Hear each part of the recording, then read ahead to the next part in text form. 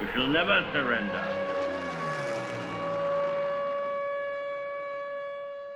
The underworld.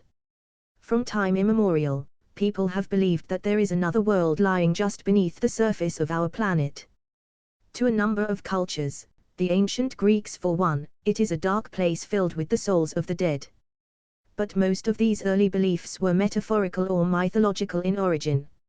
Modern science holds that the Earth is an unbroken series of layers, crusts, and liquid magma surrounding a dense, hot core made primarily of iron and nickel.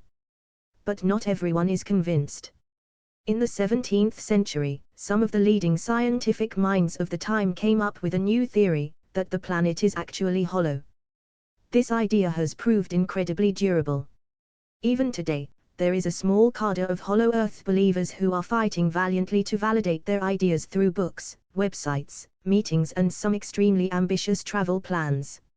My conception of the hollow Earth, based on my research, is that the shell of the Earth is about 800 miles thick. From the outside to the inner surface, half the planet is taken up by surface weight, and then there's empty space, and then, something else. Possibly the first person to scientifically speculate about a hollow Earth was none other than Edmond Halley, of Halley's Comet fame.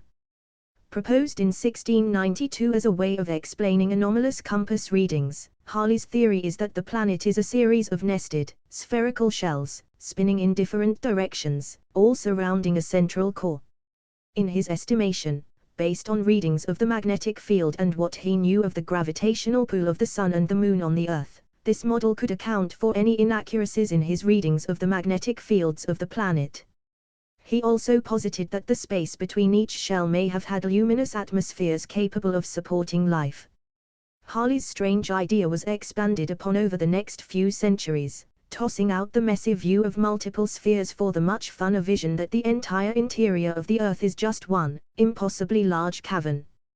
Generally, this new view of the hollow Earth is accompanied with the theory of a small sun that hangs in the very center, creating a lush, livable environment on the flip side of the Earth's surface. According to a number of hollow Earth websites, this vision was developed among famous mathematicians and scientists such as Leonhard Euler in the 18th century and Sir John Leslie in the 19th century, although the sources for these accreditations seem to be somewhat nebulous. Regardless of where it originated, the model of a hollow Earth managed to grow and survive. In 1818, John Cleves Symmes, Jr. published his Circular No. 1, declaring to the world that the Earth is hollow. Symmes, a veteran of the War of 1812 and unsuccessful trader, soon became maybe the most famous and successful proponent of the hollow Earth theory. His initial vision of the Earth's interior was like a simplified version of Halley's multilayered model, with the exception that Symmes' version included huge holes at the north and south poles which allowed access to the hidden world inside. These holes, his unique addition to hollow Earth theory, would even come to be known as Symmes holes. In his very first declaration, Symmes proposed to mount an expedition to the North Pole, where he was sure they could locate one of these apertures, and gain access to the inner Earth. He too believed that the interior of the Earth not only could, but did support life, saying in Circular No. 1, that the inside of the Earth would be stocked with thrifty vegetables and animals if not men. Symmes believed that his theory was not science fiction, but science fact, and that it applied not only to the Earth, but to all planetary bodies. To him, the whole universe was hollow. Even in the 19th century, Symmes' theories were greeted with derision from the public and scientific community, but he would not be silenced. Symmes continued to campaign, giving lectures and publishing letters about the hollow Earth, always angling for an expedition to the North Pole that would prove his theory. Barreling right through the skeptics, Symmes was eventually able to convince enough people of the possibility of his hollow Earth that in 1822, he and his supporters actually got Congress to vote on funding for his expedition. The grant was shot down, but Symmes' belief in the inner Earth never died. He continued to campaign for the theory until his death in 1849. Even after Symmes' death, his idea continued to thrive amongst believers. Students and admirers of Symmes' work, and even Symmes' own son, continued to publish materials explaining the increasingly odd theory. One bizarre offshoot of the traditional hollow Earth theory, put forth by natural healer and eventual cult leader, Cyrus Teed even inverted the idea, devising a cellular cosmology that placed the entire universe inside a shell. According to Teed's thinking, we were actually living on the inside of the hollow earth, looking up at the universe, which itself was just an illusion created by a strange solar mechanism. The stars were just reflections of the mechanism's light. Teed's theory managed to gain enough traction that a small cult developed around him, called the Korshaw Unity after Teed renamed himself Korsh. The Korshaws established an extensive colony in Estero, Florida in 1894, but most of the community disbanded after Teed's death in 1908. Both Teed and Symmes still have monuments dedicated to their work and beliefs. The location where the Korshaw community made their home is now protected as the Korshaw State Historic Site, while Ohio's Hollow Earth Monument is dedicated to Symmes' work. Even as unbelievable as the beliefs of Symmes and Teed were, as the Hollow Earth theory grew into the 20th century, it began to take on an even more supernatural air. From science to science fiction. In 1864 Jules Verne published A Journey to the Center of the Earth, which proposed a weird world inside our own, and while it was not the first work of fiction to propose such a thing, it could be argued that the first such work of fiction regarding the weird world inside of our own is Dante's poem, Inferno. Verne's work quickly became the benchmark for such fantasy tales, giving steam to a whole subgenre of subterranean science fiction. Many of these stories used the theories of Halley and Symmes as jumping-off points for tales of weird prehistoric jungles and highly advanced, lost races of humans. The 1892 novel, The Goddess of Atvataba, or The History of the Discovery of the Interior World, used Symmes' model as a basis for a tale of a rich interior world inhabited by a race of spiritually enlightened beings. This vision of the Hollow Earth would seem to be one of the prime inspirations of many of the current tropes among modern Hollow Earth theory.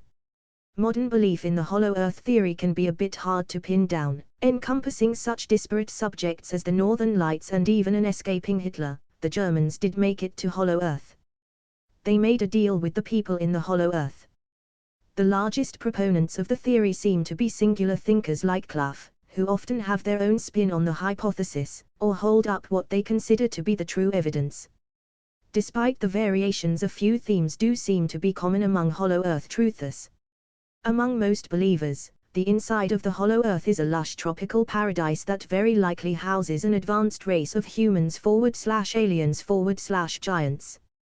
In most scenarios, the inhabitants are the descendants of ancient races such as the Lemurians or, as in Cleves' view, the lost 10 tribes of Israel, guided there through the North Polar opening by God himself. No matter where they come from, they are generally characterized as peace-loving, and advanced far beyond our own.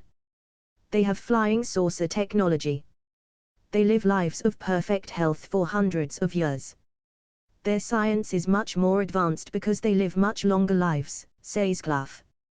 The perfect climate believed to exist in the Hollow Earth is said to produce animals and people that are larger and far more healthy than those on the surface. It has a perfect temperature. God made the inner sun so that it provides heat during the night, and a little bit less at night. Trees grow up to 1,000 feet tall. Humans even grow up to 15 feet tall, Cleves told us. Because of the ideal conditions, animal life grows really large also. This inner world is sometimes called or associated with Agartha, a legendary city at the Earth's core often tied to Eastern mysticism. Fear of a hollow planet.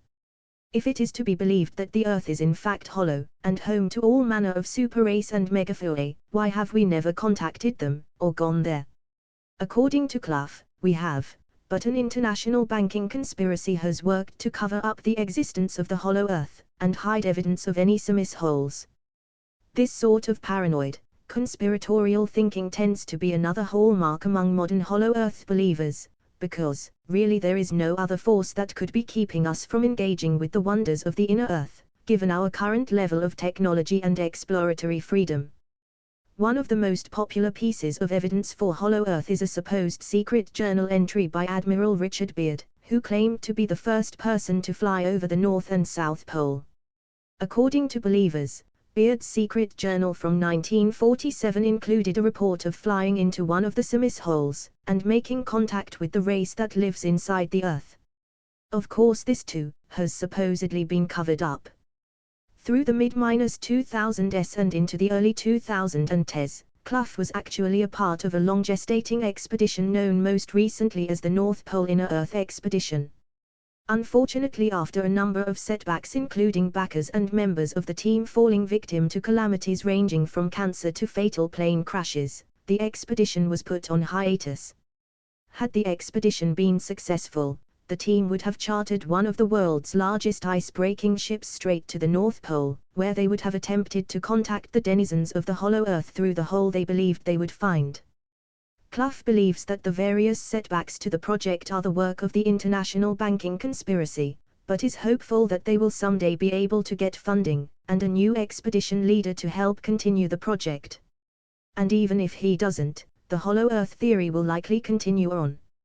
Until humans can actually peer into the Earth's core, who can say that it's not filled with Germans or aliens or a very small sun?